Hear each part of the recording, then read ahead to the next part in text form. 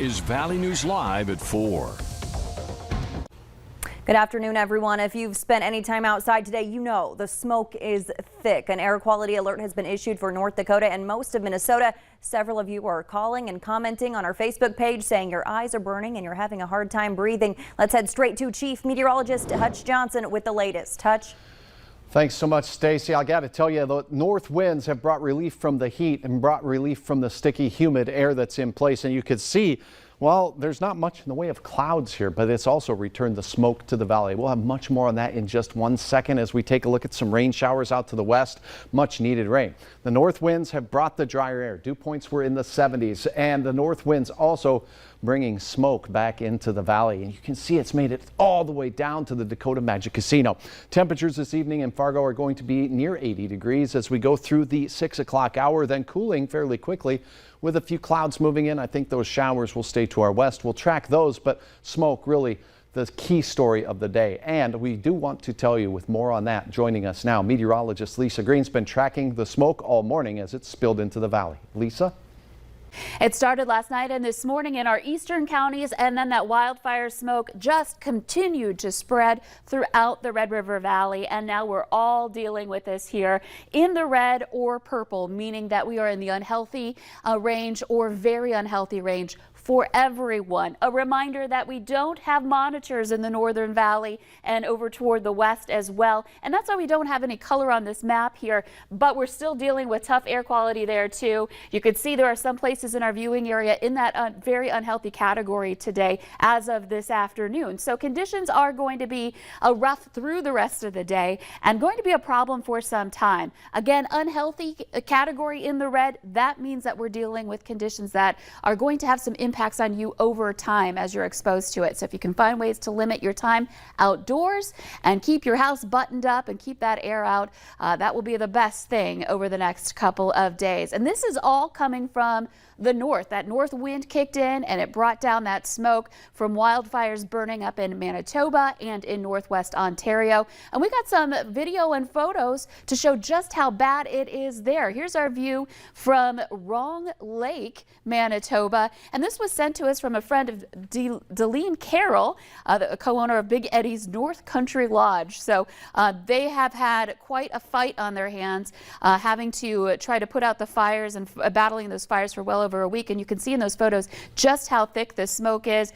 They actually spent nights out on their pontoon on the lake and had to go back to add gas to the pumps every 2 hours. So it's been a struggle there, and now that smoke once again pushing into the valley. And as long as those fires continue to burn, this is going to be a threat for us throughout the summer and something we're going to have to be prepared for. Thanks so much, Lisa and Hutch. Take a look at this. The wildfires in California not only affecting homes and businesses, but this bear cub. He was rescued from the fires and is being nursed back to health at a wildlife center at Lake Tahoe. The 6-month-old cub named Tamarack was walking on his elbows because of severe burns on his paws. His paws have now been wrapped, and officials are working to get a skin treatment that'll help with healing. The center says they'll likely keep the bear throughout the winter and release him next spring. With droughts severely impacting North Dakota and surrounding states, a bipartisan group of lawmakers is pushing for a bill that aims to provide relief. The bill would improve the U.S. Department of Agriculture's ability to allow for the timely emergency haying of Conservation Reserve Program acres. Emergency CRP haying is now allowed until after the primary nesting season, which ends on August 1st for South Dakota, Minnesota, and North Dakota. This in a drought year for feed for livestock, and we want to do everything we can possible to ensure that our farmers and ranchers have optimum flexibility to meet that need. Now, this new act would allow emergency haying on CRP acres before August 1st when certain conditions are met.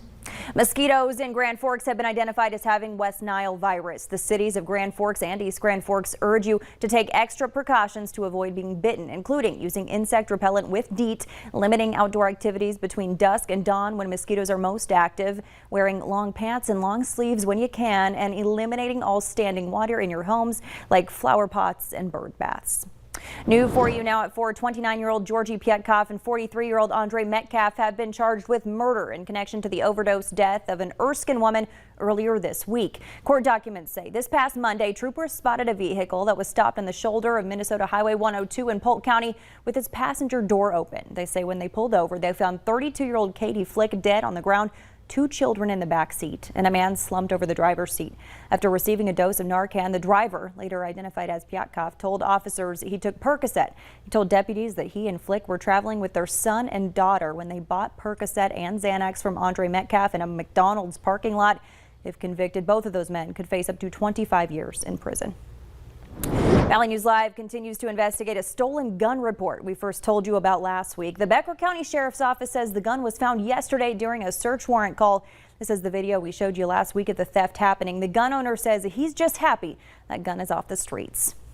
Scammers have been calling people in Grand Forks claiming to be law enforcement officers. They try to convince you that you're in some sort of legal trouble or they have a warrant out for your arrest. Then they'll try to collect payment over the phone to resolve the situation. You'll be asked to pay using credit or debit cards, gift cards, or money transfer services. If you're not sure if the call is real, hang up and call the Grand Forks Police Department or a sheriff's office. We're learning more about the woman who was killed following a crash between a car and a semi along Highway 9 near Glendon Tuesday night. Minnesota State Patrol says Rebecca Knapp was heading east on 28th Avenue North when she hit the side of a semi. She was just 41 years old. Knapp was a midwife, bringing more than 1,000 babies into the world during her career, many times driving hours to do so. She was featured on Lifetime's Born in the Wild in 2014 when a local woman delivered her baby outdoors in Manville. Knapp was also a member of the Tri-County Carlstead Ambulance Squad. They posted her loss will be felt throughout the many communities she served. More than $5,000 has already been raised to care for her midwifery practice. We have that GoFundMe link on our website. The family of a murdered Fargo toddler says they're planning a memorial this weekend to honor her birthday. 15-month-old Mika was pronounced dead in late November 2020 after spending 4 days on life support. 37-year-old Brandy Adelke is charged with 1 count of murder and 1 count of felony child abuse. She's being held on $1 million bond. August 1st will mark what would have been Mika's 2nd birthday. Her family tells Valley News Live a memorial will be held in her honor at Gooseberry Park in Moorhead from 1 to 3 p.m. Her family says they'll be letting go of lanterns for Mika as well as selling Justice for Mika t-shirts.